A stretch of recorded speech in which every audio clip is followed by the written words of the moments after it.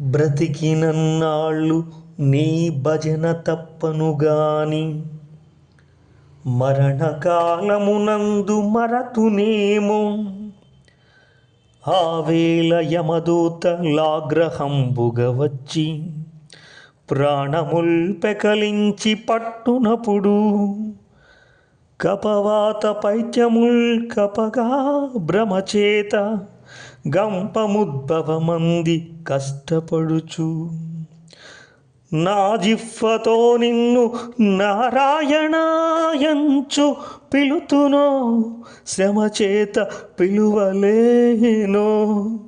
నాటికిపుడే భక్తి నీ నామ భజన తలచెదను. చెవిని వినవయ్య ధైర్యముగను.